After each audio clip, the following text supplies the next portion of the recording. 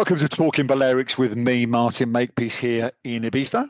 And me, Richie Pryor here in Mallorca. Hello, Mark. You Hello, all right? Rich. How are you? Very Yeah, well. very well. Have Very you good, mate. have you come down to earth yet, Rich? Or Well, it was an unbelievable experience last week. Obviously, we recorded this on the Tuesday, I think, before I left on the Wednesday yeah, to go to Madrid to see Arsenal play Real Madrid, of course. And yeah, it was an unbelievable experience, Mark. Of course, we ran out 5-1 winners in the end. I'm very disappointed with Madrid. I have to be honest. they were. Can't take anything away Yeah, they were. from Arsenal, but they were disappointing. They were, mate. If you catch them cold, sometimes they do that anyway. But no, I'm glad. Congratulations, and I believe you might have a spare ticket for Munich if Arsenal get there. Is that correct? Well, I don't know. That's like your good friend telling tales on me. No, listen, I haven't really even looked at it. Well, obviously, yet Yeah. we've got to get through the semi-final first.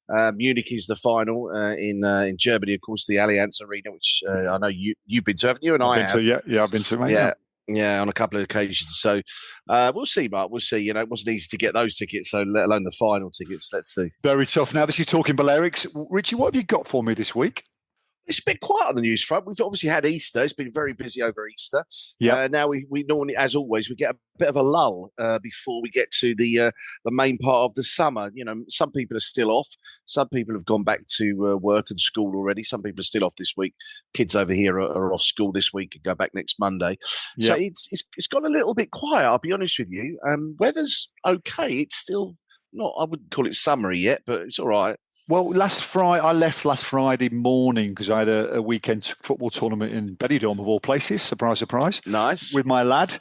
And I left on Friday morning. When I opened my front door on Friday morning, it was like a furnace at me, Rich. So literally the weather changed overnight from winter to summer on Good Friday, which I think is a good time to do it. So it's lovely and warm over here. A little bit overcast today, but a bit quiet as well over here, as you say, the after storm. However, it is club opening week. Now, I know we did our club special with Dwayne last week. Very well received, by the way. It was, wasn't it? One of our best listened to podcasts. That's actually we're boring, Mark. We need to get more people on. Harsh but fair.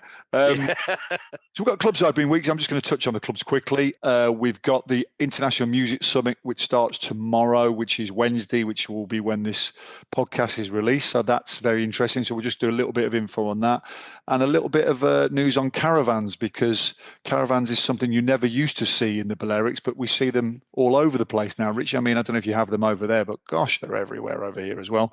And also going to talk about the emerging resorts of San Antonio and I believe Magaluf, aren't we? We are, yes, we are, which is something that we've both blogged about this week. Yeah, and I've done a little vlog, which I sent over you earlier as well. Did you watch it? Yeah, I saw that. Yeah, I did watch it. Yeah, very interesting. That's coming out tomorrow as well. So should we start with the clubs, Rich?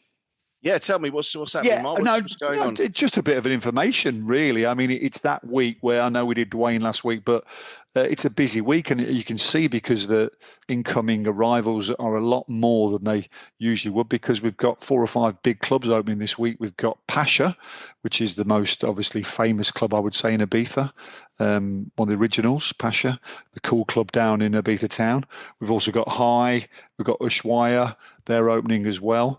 And we've also got, that goes on the back of that, we've got IMS, which is the International Music Summit, which is something that's really funky, actually, which I was involved in the first few. When I say involved, I was there as a exhibitor, and I was kind of on the inside, but it's just grown and grown, and it's basically all the musical artists come over from all over the world, and it's a bit of an excuse for a party, but there's seminars, there's information gathering. It's a real networking, creativity workshop. It goes really well, and the island will be absolutely full of those industry people, Rich. That's what we call them, industry people.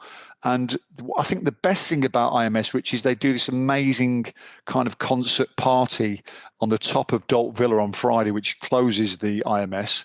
And if you've ever seen the videos, it really is a very special party, because you've got the World Heritage Site, the UNESCO World Heritage Dolt Villa, which is the old town of Ibiza, and they take it over, and it's a really well-run party. I mean, it sounds as if it probably shouldn't be there, but I couldn't think of it not being there at the moment because they do a great job. So if you're in the old town of Ibiza on Friday, be prepared to see lots of people at the top in the I think it's the Balustrade of San Jaume, I think it is, and they do a big party there. So that's the club opening week here in Ibiza.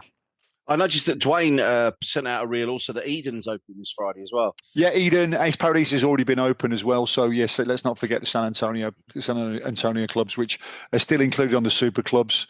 As we discussed last week, I think some of those clubs will do well this year and some might not do so well. So it will be very interesting. Yeah, jury's out on to which ones. Well, we talked about this last week with Dwayne, didn't we? What clubs are going to do well and what clubs are going to struggle in the current market? Let's see. What you got for me, mate? Well, this is something that both you and I have blogged about this week, I think.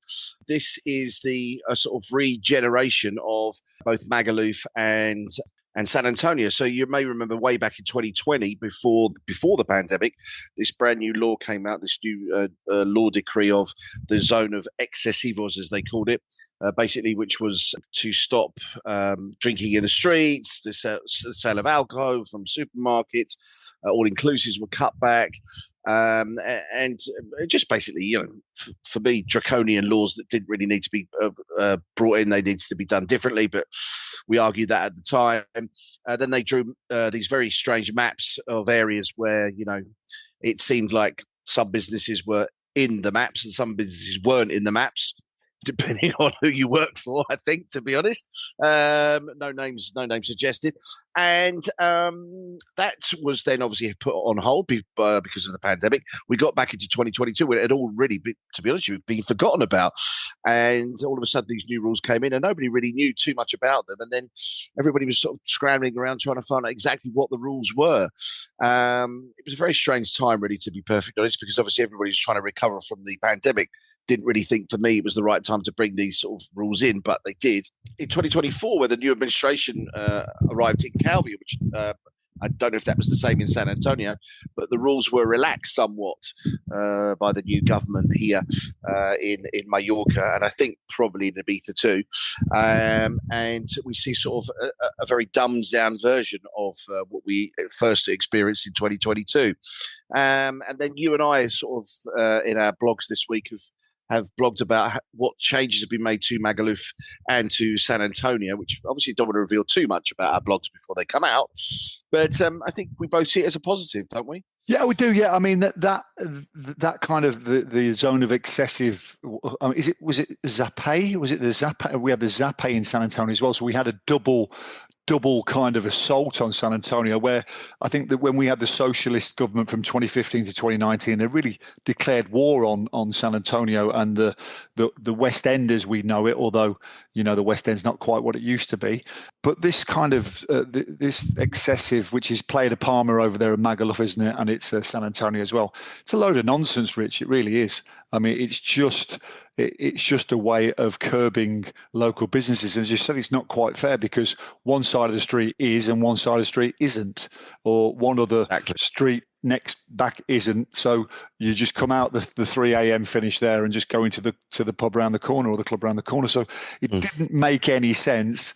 And I think bit by bit, we're recovering from there as well. I mean, San Antonio is really rejuvenating. I said before, we've got both got blogs out this week, and also I've got a video log which I've done with our mutual friend Julian Cobby, just a little bit about the Coup de San Miguel artwork. So, I mean, I think perception and reputation is everything, isn't it, Rich? And I think, unfortunately, San Antonio and Magaluf, we struggle with our reputation still, even after all these years. But think, that was 25 years ago, Rich, or 35 years ago these days. And as I've often touched on in my my blogs and these podcasts, is we've now got some of the most expensive real estate in the world.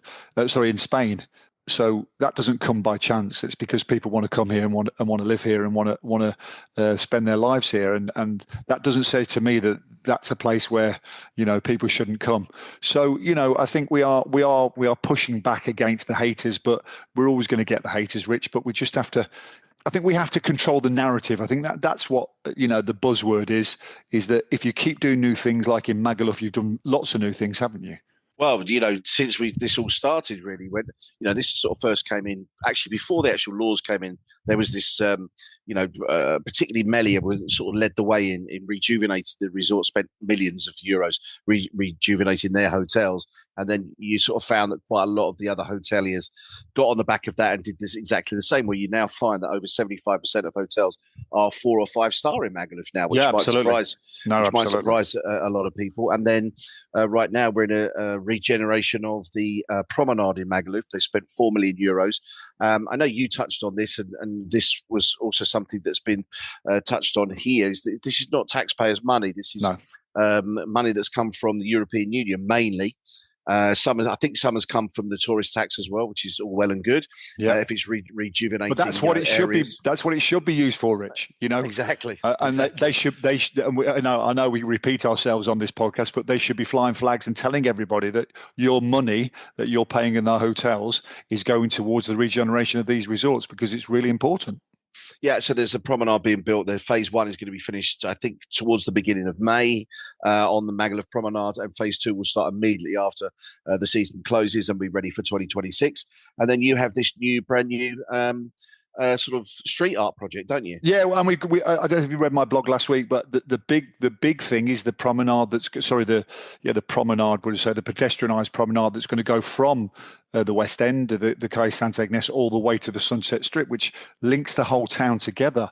So many years ago, I think maybe 15, 20 years ago now, when they built the big Paseo, the promenade in San Antonio, and everyone said it was a nightmare, it really was the making of the town, because it just links everyone. Everyone just wanders around, which means they find these places. So they'll find the West End, they'll find the Sunset Strip, they'll find the restaurants, because you just wander by. Now, back in the day when you couldn't go past Mambo unless you went to look for it, you had to know where you're going. Now you've got thousands and thousands of people walking past the Sunset Strip, Cafe Del Mar, Cafe Mambo, Mint, those places every night. And that's what's going to happen when they build this promenade and when they see the Acuda San Miguel street art as well. I just think there's a real buzz about it, Rich. I mean, I'm sorry for being so positive, everybody, but I really am thinking this could be a fantastic summer.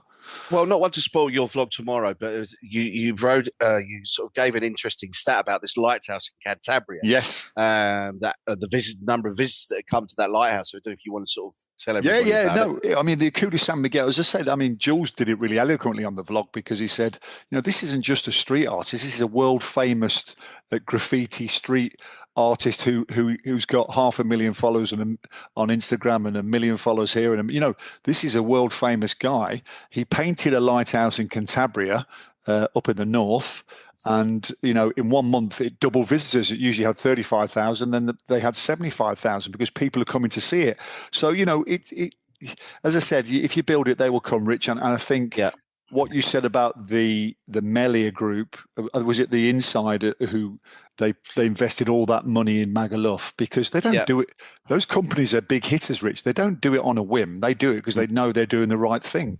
And I know that they rebranded it to, was it Calvia Beach? They rebranded it or something, was it? Calvia Beach it is, yes. I mean, everybody still knows it's Magaluf and Barmanova, but Calvia Beach is gradually, slowly but surely being sort of known across the area. And there are a lot more families here now, which, I don't think is a bad thing. When you and I first came to resorts, many of them were resorts that were, housed by both families and the youth, and they mixed quite well in together, really, to be honest with you. It didn't really have a detrimental effect. And I think we lost that sort of ebbed away over the course of the years where, Magaluf just sort of turned into pretty much a no-go zone in the end, to be honest with you.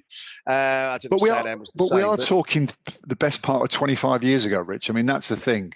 I mean, I know we've got short, long memories here, but I still think when people think of San Antonio, it's the late 80s, early 90s when it was very rowdy. And as I say, you could only go there if you're under the age of 25. But things are really changed, and everyone mixes in. And the point you make about families is, everyone mixes in over here nowadays. And I think in general in life, things have changed, haven't they? Yeah, no, definitely. And I think, look, we both agree that the modelling of the resorts has to change. We're in greater competition from other resorts with the advent of the low-cost airlines. They're flying to many more destinations than they ever used to when we first started. Blimey, you were lucky if you could, you could get to the islands back when we started, Mark. Do you know what I mean? So Yeah, absolutely. you can pretty much get anywhere now. So that the competition is heavy and it's strong. We need to evolve. We need to be changing our model and which I think is what we are doing, and I think it was what we're doing in a positive way. All looking forward to a summer season.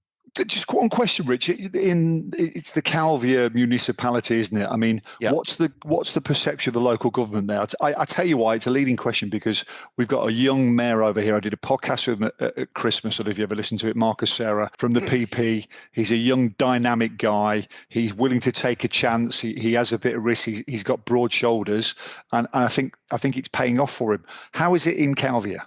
I have been lucky enough to interview the mayor on 2 occasions on the radio. His name is Juan Antonio Amengual. He is a very nice guy. He's come from tourism, so he understands, the tourist model and how important it is to the area and everything else. And what I like about him is that he gets himself around. He's seen out and about all the time. You never, he goes to every event pretty much. And he obviously says this when we meet up. He says, I'm sorry, Richie, and I haven't had the chance to come and see you for about 6 months because, I'm very, very busy. And I get that. But you go to any event, Juan Antonio is there. You know what I mean? He's getting out and about and seeing things. And obviously, that's important. It's important for the mayor to be seen at events that are being organised. And quite a lot of these events are for residents, and quite a lot of the events are for tourists. So it's important to have the balance between the two. Neither should be left behind. Both have a very important role to play in the future of this area. So I think it's only good, and I like what he's doing. Would you say he's forward thinking and he's willing to shake a few things up? Yeah, definitely. Listen, you're never going to be able to please all the people all the time. It's very, very difficult, particularly in the tourism resort. You are going to do things that some don't fall well on in some people's eyes. But I think the majority of time he sees it in a way that we all see it, how it should be going forward. Do you know what I mean? And as I pointed out earlier, over 75% of the hotels in Magaluf now are 4 or 5 star. The hotels. What party is he, Rich? He's PP. Right, yeah. I mean, the PP. I don't want to get too political on this one, but there do seem to be the young PP coming through. The third generation seem to kind of get it. They all speak good English, don't they? They're all because Marcus Serra used to work in a bar. I think he worked in Orange Corner, so he worked on the Sunset Strip. So he's seen it firsthand when he was like 20. So he understands the dynamic as well and understands the importance of tourism, because I think that's what we want. We need people who understand the dynamic, because we know that tourism, it can't be everything and all the time, because we need to understand that without tourism, then we really have got very little. So now, good news, mate. Very nice. Good. Just to crack down on caravans, just an interesting thing in the news, because remember I told you a few weeks ago about the car limits.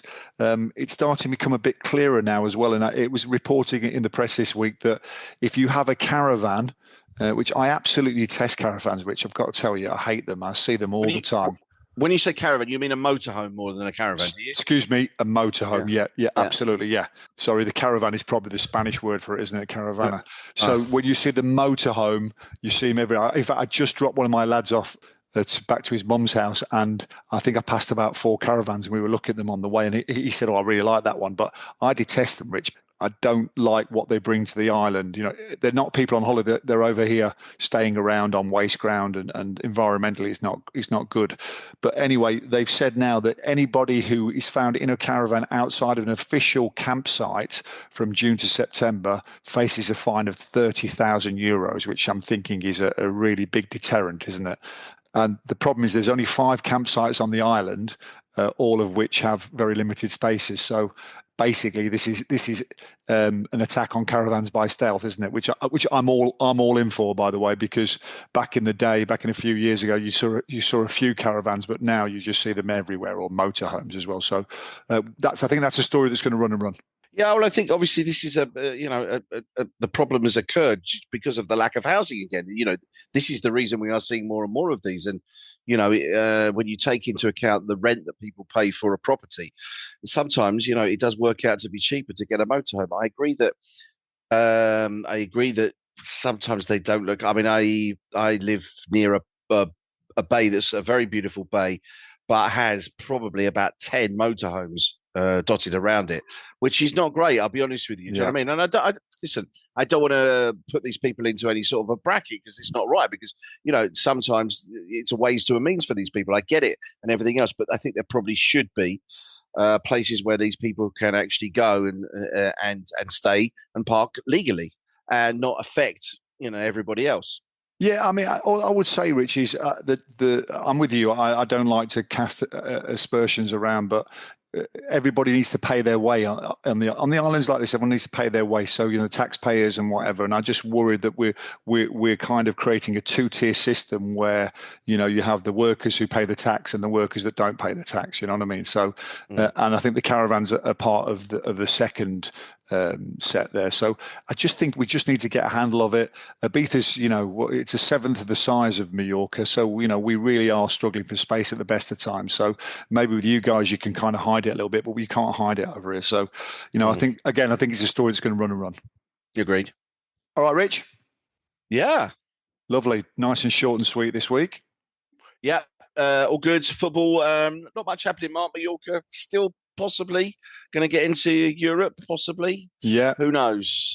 Playing Barcelona this evening. Really? Away? Yeah, away, yeah. Okay, I missed that one. Good. Well, good luck, mate. Good luck to Mallorca. I mean, it's really important for the Balearics that we have a very successful team in our region, isn't it? Really, even though as an Ibiza person, I can't stand Royal Mallorca, but that's that's the way it is. But I do recognise the importance of Mallorca being in the Liga. And Udi Ibiza close to good win, mate. They had a good win last weekend. Funny enough, the manager he offered to resign. He didn't win in 4. I think he had 7 straight wins, then didn't win in 4. Offered to resign, and they had a good win last weekend. So let's wait and see. The manager, I don't know if you saw this, but the manager was trending on Twitter. They presented him with a birthday cake in the dressing room. What? And the UD guy? Yeah. Oh yeah, have a look at it afterwards. Yeah, I will do. He burst into tears. He was quite emotional, really. Yeah, I think that's obviously the reason why, because he did offer to resign. Yeah, no, he offered to resign and fall on his sword, but they kicked him out. So, which is a surprise for Salvo, the chairman, because or the president, he usually likes kicking him out himself anyway. So, but no, it's okay for now, mate. But it's going to go for the wire. To the wire. Oh, let's hope. I'd like to see UD back in sort of Spanish second division. Yeah, really important for the island. And it really changed as well. It's great for the island, Rich. It really is. Football and Ibiza go hand in hand. Well, football and Spain go hand in hand, but the islands, Ibiza's been starved of top flight football for a long time. So it's this coming weekend. I don't know if you know, Marty. This coming weekend is the Copa del Rey final, which is Real Madrid against Barcelona, which should be a good final. Saw that. Listen, when we're in Munich watching Arsenal versus Barca in the final, mate, then oh yeah, could be, couldn't it? I've just thought about that. Could be. I don't know who to support. I won't know who to support, Rich. No, I know exactly who to support. So always a pleasure, Rich. Take care, Mark. Speak to you soon. And you, mate. See you soon. Make me dance.